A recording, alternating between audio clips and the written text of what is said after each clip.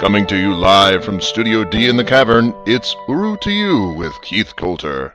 Developing story. Leonardo, one of our former guild members of the Guild of Messengers, has vanished. Thus far, investigations have proved fruitless in finding out how exactly he has disappeared and where he might be. However, we, as a hard-hitting source of journalism, refused to wait for the proper authorities to gather a sufficient amount of information, so we sent our own news team to go and do some digging. We started our investigations with the one man who may have more answers than anyone else about Leonardo's whereabouts, one of the current Messenger's guild masters, and all guilds meeting moderator, Doobs.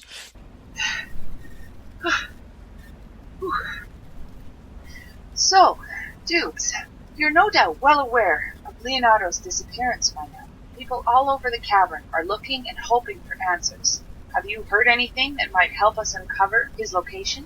Never heard of this Leonardo you speak of. Friend of yours? Doobs, he's the man who turned control of the all guilds meeting moderating duties to you. You two have been friends for years. He even left you a message. Thank you for helping me out, Doobs. Good luck with the meetings from now on.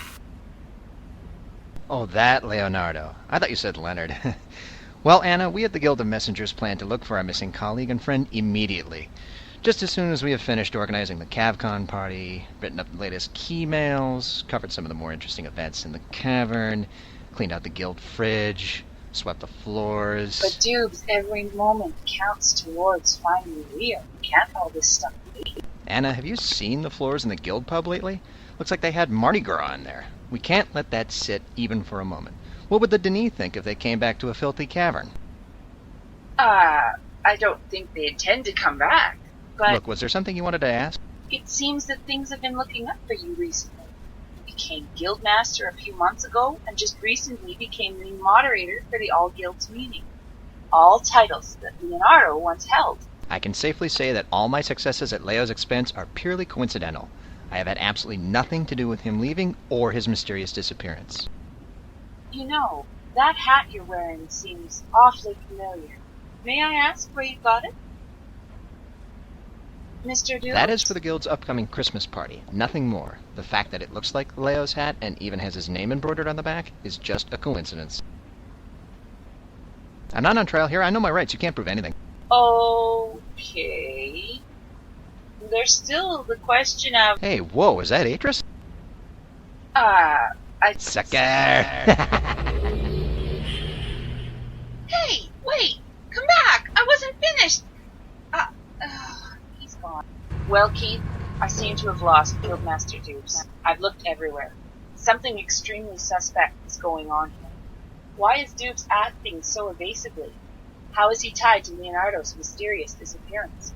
And, most importantly, where is Leo? I don't know, but I'm going to find out.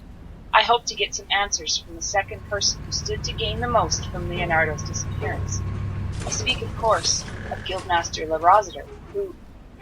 Anna, behind you, look.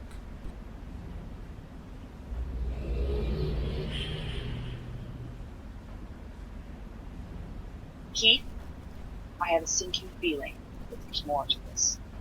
Well, good luck, Anna. I'm sure we would all like to know what happened. Turning our attention to sports, we now go live to Jalac for Brennan Stone's on-the-scene coverage of the 3rd annual Jalac Games. Sure are, everyone, and welcome to our coverage of the 3rd annual JLAC Games. Yes, it's the day you've all been waiting for. Or at least that's what our advertisers want you to believe. Here we have 4 impressive contestants who have been training relentlessly for the past year in preparation for this game. Who will emerge victorious? Competing today we have Bogdan Marasinu from Romania, Hank Silverman from the United States, Catherine Agnes from France, and... This is where I am supposed to stand. Oh. Oops.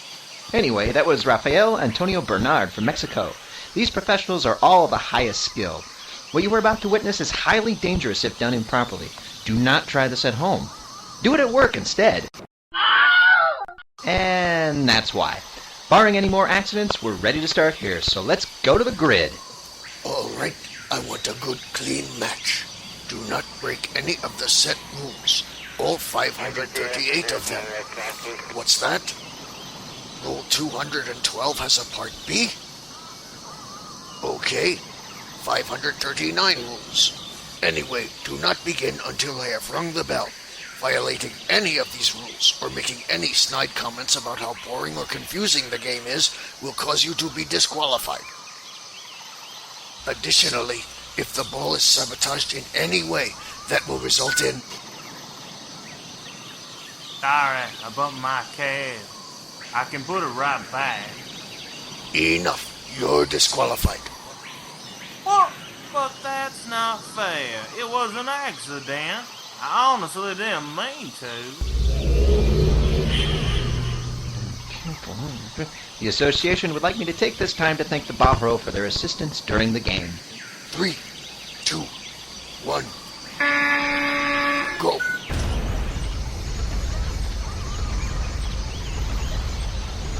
Wait, what are you thinking? We cannot play like this. You have got to make them higher.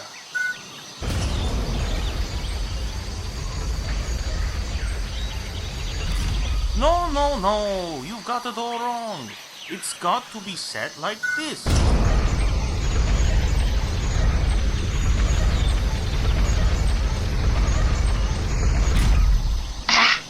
This is even worse. Now I'm stuck in a hole. See, you are a fool. I had it right the first time. The only reason it went all wrong is because you had it all messed up to begin with. No, that is what you are supposed to do. Have you not even read the rule book? I'm not kidding. Go look it up. Of course I have. You think I'm a complete fool? Speaking of looking up, Ouch! Foul! You can't do it that way. that's how you're supposed to do it. I thought we were not playing with cubes.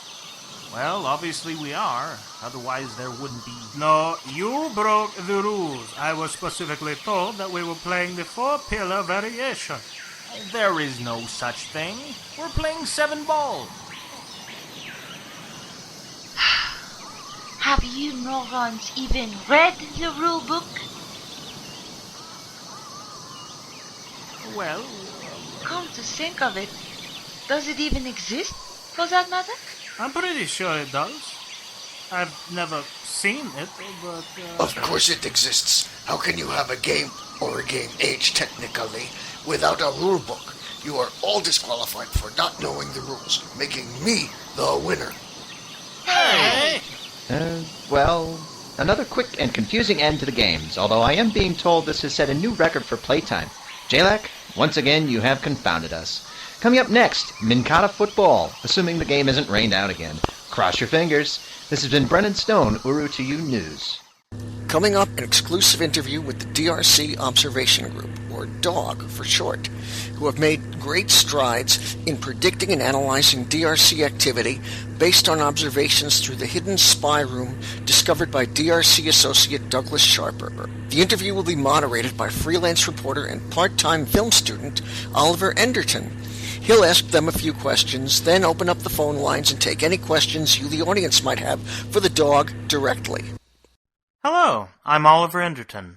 Thanks for taking some time out of your busy watching schedule to let us come here. We all know how enduring this job requires you to be.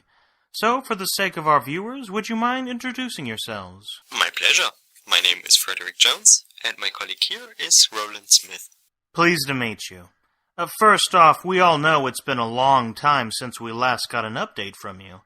So, one of the most common questions we hear these days is, why haven't you released any information recently? That is understandable. Well, you see, we were seeing some slowly developing activity, and for the good of public concern, we wanted to see where it went before we released any information. But after a while, when your biggest preoccupation becomes the preservation of your own sanity, you just tend to forget about everything else, know what I mean? Of course. In any case, you did recently release some reports to great acclaim. For those of us who don't have access to these scientific journals, can you briefly summarize your findings? Well, this last report in particular is an interesting one. For example, on the 17th of March 2011 at $800, a date you remember, we observed what we thought to be a cloud of dust moving, and it turned out that it was a moth disturbing the peace of the room. A highly interesting turn of events if you consider the implications. Additionally, over the course of the last few months, we were able to observe the growth of a mold colony on one corner of the Cyan. In fact, our observations were so detailed that we were able to determine that there was an abnormal level of mycotoxins present, poisonous compounds contained within the spores. That reminds me. Mycotoxins are highly poisonous. Please refrain from ingesting, inhaling, or otherwise coming into contact with them. The DRC observation group is not to be held liable for such incidents. Fascinating. And what of the DRC itself? Well, as for that, all we know for sure is that Dr. Watson's old cell phone rang once last April. This will be the 6th time over the past 5 years, which demonstrates unusually high battery capacity for such a device. Highly informative. Groundbreaking. On that note, if you're ready, we're about to open up the phone line. All right, our first call is from Jane from Long Beach, California. Jane? Yeah, hi.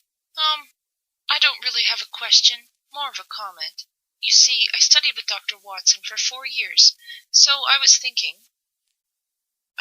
actually, hold on a second. Oh my god, is that Dr. Watson's phone again? So that's why he hasn't been answering all these years. Thank you so much. Yet another mystery solved by the DOG.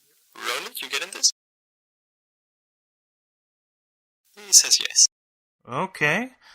We have time for one more call. This is Mike from Vienna, Austria. You're on air, Mike. Hi, so I was just wondering exactly how long you have been sitting there watching that room for. I don't know, Roland, how long have we been doing this for? He says 6 years. It's quite simple, really. Public assurance. You see, our fellow explorers tend to get a bit upset when the DRC is inactive for a while or things go wrong and the DRC isn't there to fix them. The first few weeks were very exciting for us, certainly, but then they packed their bags and left all of us without a word. So we keep waiting, but nothing ever happens, and we're still confined to a room barely big enough for one person, where we sleep huddled up on the ground because it's always raining on that horrid railroad, so the bugs start crawling all over us, and we'll wake up at night screaming and wondering what the We seem to have lost the signal for now. Well, thank you very much, Dog, for your time. We'll try to get back to you, eventually. Keith? Thanks, Oliver. That's all the time we have for our broadcast tonight. Tune in next time for more news from the cavern as it happens, or at least as close as we can get to that. We will also keep the public posted on our continuing investigation of the whereabouts of Leonardo. Hopefully he will turn up safe and...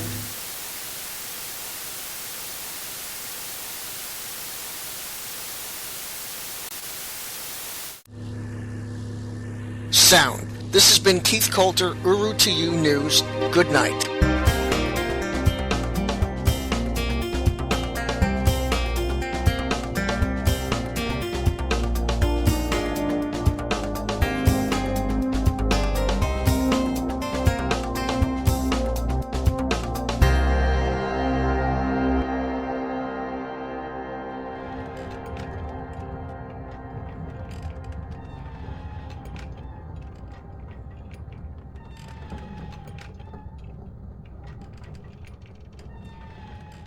Floors